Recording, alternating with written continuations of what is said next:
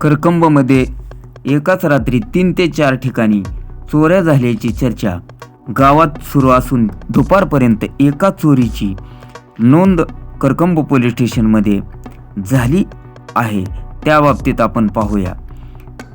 या बाबतीत पोलीस सूत्रांकडून मिळालेल्या माहितीनुसार फिर्यादी मंगल भीमा देवकते वय 50 राहणार इंदिरानगर करकंब यांनी दिलेल्या फिर्यादीनुसार की त्या फिर्यादी व त्यांचे पती भीमा, मोठा मुलगा राहुल, सून प्रतीक्षा, धाकटा मुलगा रवी, सून, मुलगी, नातवंडे अशी एकत्र राहण्यास त्या आहेत।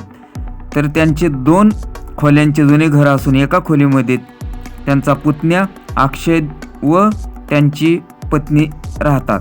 तसेच आणखी एका खोलीमध्ये धार्मिक साहित्य व कपाट ठेवलेले आहे।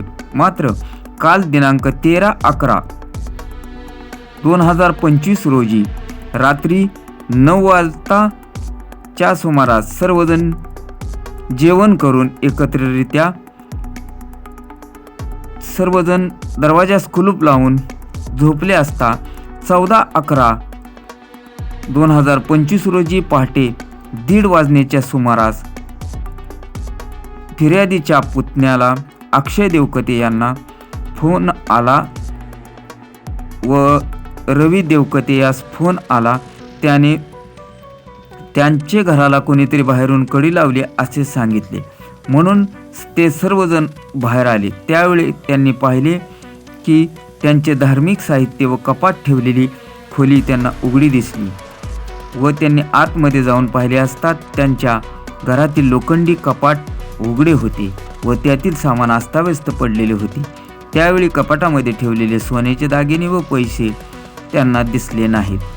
चोरीस गेलेल्या सोन्याच्या दागिन्यांचे वर्णन त्यांच्या लक्षात आले की इथं नक्कीच चोरी झालेली आहे। त्यांनी या बाबतीत करकंब पोलिसात फिर्याद दिली आहे।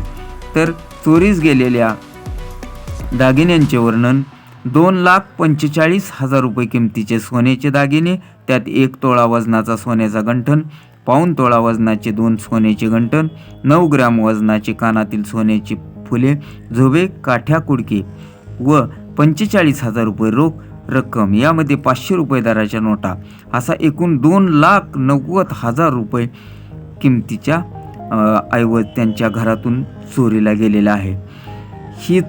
ही घटना दिनांक 13/11/2025 रोजी रात्री 1:30 वाजण्याच्या सुमारास घडलेली आहे। याच वेळेस गावातील मोहिते, शिंगटे व निकते यांच्या घराची कुलूप तोडले असल्याची माहिती मिळत आहे। तर मोहिते यांचे व शिंगटे यांच्याही घरात चोरी झाली असल्याची जनतेतून चर्चा आहे। मात्र त्या बाबतीतील फिर्याद करकंब पोलिसांमध्ये अद्याप दाखल झालेली नव्हती। पुढील ताज्या व महत्त्वपूर्ण अपडेट्ससाठी आपण चॅनलला अजूनपर्यंत सबस्क्राईब केले नसेल तर सबस्क्राईब करा व मिळवत राहा पुढील व ताज्या, वेगवान, सर्वात अगोदर अपडेट। ही घटना समजतात करकंब पोलीस स्टेशनचे सहाय्यक पोलीस निरीक्षक सागर कुंजीर व त्यांची टीम यांनी जाऊन घटनास्थळास भेट दिली। तसेच ठसे तज्ज्ञांच्या साहित्याने मदतीने त्यांनी तपास पुढील सुरू केलेला असल्याचीही माहिती मिळत आहे।